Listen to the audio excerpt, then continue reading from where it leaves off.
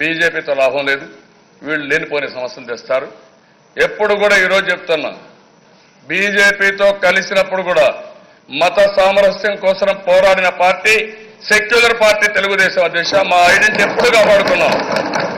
ఇప్పుడు చెప్తున్నా, తొగాడే వస్తే అరెస్ట్ చేయమని చెప్పాను అనంతపురంలో. ఎన్డీఏలో ఉండి ఎవరు చేయరు అధ్యక్ష, ఇవన్నీ ఎన్డీఏలో ఉండి అరెస్ట్ చేయమని చెప్పి ఆ రోజు చెప్తే బయట రాకుండా పోయే పరిస్థితికి వచ్చారు. నేను ఎప్పుడు కూడా రాజీ పడలేదు, ఇవన్నీ చేశాం. నేను ఆ రోజు ఎందుకు పొత్తు పెట్టుకున్నాను దేశ? రాష్ట్రం కోసం కాదా? తెలియదా మీకు? మీకు 14 సీట్లు ఇస్తే ఎన్ని గెలిచారు? 4 సీట్లే గెలిచారు. మీరు ఎందుకు గెలవలేకపోయారు? I'm very clear. ఆ బలం మీకు లేదని నాకు తెలుసు. రెండోది, మాణిక్యాలరావు గారు ఇప్పుడు మాట్లాడుతున్నారు. మాణిక్యాలరావు గారు ఆ రోజైతే నా దగ్గరకు వస్తే ఎప్పుడు చూడలేదు. ఆ మీటింగ్లో చెప్పాను మాణిక్యాలరావు గారి పేరు. నరేంద్ర మోడీ గారు ఇద్దరు వస్తే మా వాళ్ళు సరిగ్గా చేయాలంటే నేను ఒకటి చెప్పాను, ఎవరైనా సరే అవన్నీ పట్టించుకోవద్దండి, పొత్తు పెట్టుకున్నాం, పొత్తు ధర్మం. తెలుగుదేశం పార్టీ కార్యకర్త అనుకున్నవాడు కంపల్సరీగా ఇక్కడ మాణిక్యాలరావుని గెలిపించమని గట్టిగా వార్నింగ్ కూడా ఇచ్చి చెప్పారు దిశ. ఆ మీటింగ్లో చెప్పాను. సిన్సియర్గా పనిచేశాం. అయ్యింది. అయిన తర్వాత దిశ ఇప్పుడు ఏమైంది నేను అడుగుతున్నా మిమ్మల్ని. మన ఆదాయం అధ్యక్ష మీరు చూస్తే, నేను ఆ రోజు 8 వైట్ పేపర్లు పబ్లిసైజ్ చేసేప్పుడు నేను చెప్పింది, హైదరాబాద్ లాంటి నగరం రావాలంటే అసాధ్యం. నేనే కట్టాను. 9 సంవత్సరాలు కాలికి బలపం కట్టుకొని ప్రపంచం తిరిగాను, ఇష్టం లేకుంటే తిరిగాను. నిన్నే ఒక ఎగ్జాంపుల్ మీరు గుర్తుపెట్టుకోవాలి. ఐఎస్బీ వస్తే అధ్యక్ష నేను సంతోషపడ్డా. పేపర్లో వస్తే ప్రపంచంలో 24వ ర్యాంకు బిజినెస్ స్కూల్స్లో, భారతదేశంలో మొదటి ర్యాంకు ఐఐఎంలు కాదు, హైదరాబాద్ ఐఎస్బి. అది చూస్తే నేను గర్వపడ్డా. దానికి పడిన శ్రమ గుర్తు చేసుకున్నా. పేపర్లో వస్తే అధ్యక్ష మా సెక్రటరీ సుధాన్ ఉన్నాడు, తెల్లారితో వచ్చాడు. సార్ ఐఎస్బి పెడతారంట, ఫార్చ్యూన్ 500 కంపెనీస్, ఇది వస్తే చాలా బాగుంటుంది, మొదటి బిజినెస్ స్కూల్ ఇది అని చెప్పాడు. ఏం చేద్దాం, ఒకసారి మీరు ఫోన్లో మాట్లాడండి సార్, ఒక్క నిమిషం వాళ్ళకి కనెక్షన్ అయినా. మెకంజీ చీఫ్ ఇక్కడ ఇండియాలో ఉండే టాప్ పీపుల్, రిలయన్స్ కానీ, నాకు ఇంట్రెస్ట్ ఉంది. ఈరోజు చెప్తున్నా, దేశంలో ఏ ప్రాజెక్టు కూడా ఈ విధంగా అమలు కాలేదని government of India CBIP award ఇచ్చారు 2018కి ఈ ప్రభుత్వానికి. అవార్డు ఒక పక్క అవార్డు ఇస్తారు, ఇంకో పక్క అవాకులు వచ్చే వాకులు వాగుతారు. ఎక్కడదా ఇది న్యాయం? ఈరోజు దేశ ఈ ప్రాజెక్టు పైన 65% పనులు అయినాయి, 65% పనులు చేశాం. నేను సవాలు విసురుతున్నా, దేశంలో ఉండే నేషనల్ ప్రాజెక్ట్స్ ఏవైనా సరే ఈ స్థాయిలో పనులు జరుగుంటే, పనులు చేస్తా ఉంటే నేను రాజకీయాలు విరమించుకుంటానని ఈ సభలోనే సవాలు ఇస్తాను. ఎందుకు అడ్డం పెట్టారు అడుగుతున్నా మిమ్మల్ని. డిపిఆర్ ఇవ్వలేదన్నారు, మా వాళ్ళు డిపిఆర్ ఇచ్చారు. అదే అధ్యక్ష గడ్కరీ గారు వచ్చి పాపం ఆయన మాత్రం ఏం చేస్తాడు, ఆయన నిస్సహాయుడు. నేరుగా వచ్చి ఏమన్నాడు, 1 monthలో ఇచ్చేస్తా అన్నాడు. నేనన్నా నవ్వుతూ, నువ్వు 1 monthలో ఇస్తే నీకు పెద్ద సన్మానం చేస్తానని చెప్పా. 1 monthలో ఇస్తారంటే నా మీద నెపం పెడుతున్నారని నేనన్నా.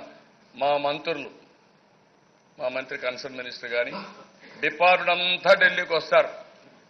తాత్కాలికంగా మా ఇరిగేషన్ ఆఫీసర్ని ఢిల్లీకి మారుస్తాను, ఏం కావాలని ఇచ్చొస్తామని చెప్పాం. దగ్గర 4 టన్నుల దిశ మెట్రిక్ టన్నులు పేపర్ చేసుకు ఇచ్చాం. ఇంతవరకు లేదు, అతి లేదు, గతి లేదు. సమాధానం ఏం చెప్తాను అడుగుతున్నాను. ఎందుకు ఎవరిని అడుగుతున్నా నేను, ఇది చట్టంలో ఉందా లేదని అడుగుతున్నాను.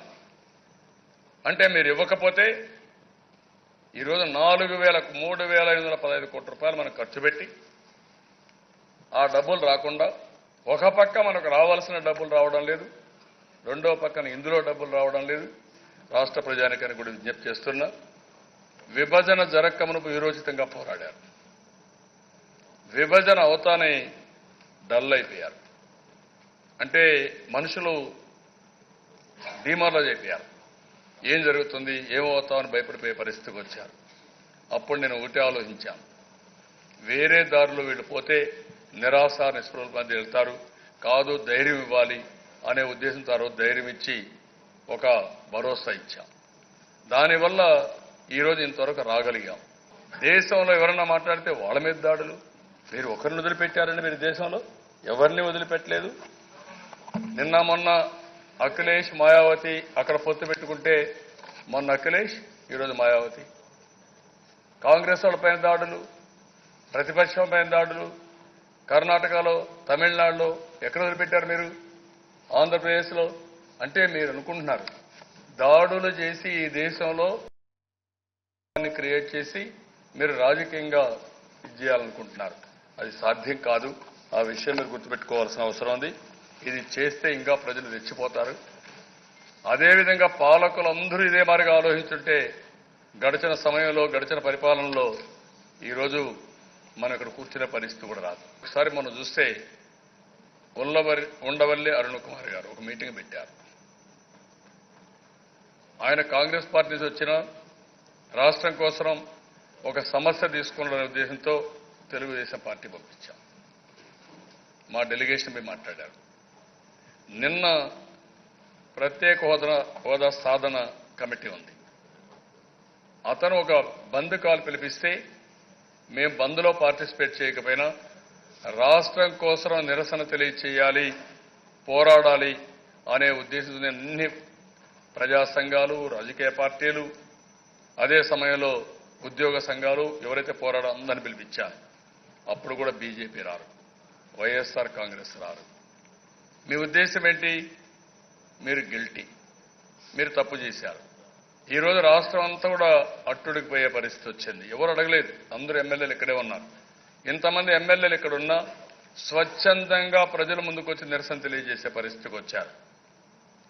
ఈరోజు మేమందరం కూడా ఒక బ్లాక్ డ్రెస్ వేసుకుని నిరసన, ఇది ఒక చీకటి రోజు మనకు. Andhra Pradesh Chief Minister N. Chandrababu Naidu on Wednesday met Prime Minister Narendra Modi in New Delhi. The meeting assumed significance in the backdrop of the recent cash of vote case which resulted in the arrest of Telugu Desam Party MLA A. Revanth Reddy and the release of recordings where Naidu is sought to be seen as a conspirator. According to reports, Naidu asked the Prime Minister to order a probe into the alleged phone tapping operation undertaken by the Telangana government. He has also requested Modi for proper implementation of Section 8 of the Andhra Pradesh Reorganization Act relating to the role of the governor in maintaining law and order in the common capital, Hyderabad. The cash for vote scam came to light on May 31 when Anti-Corruption Bureau of Telangana arrested A. Revanth Reddy while offering Rs 50 lakh to Stephenson to make him vote for the TDP-BJP candidate in Telangana Legislative Council elections. Naidu also met Finance Minister Arun Jaitley.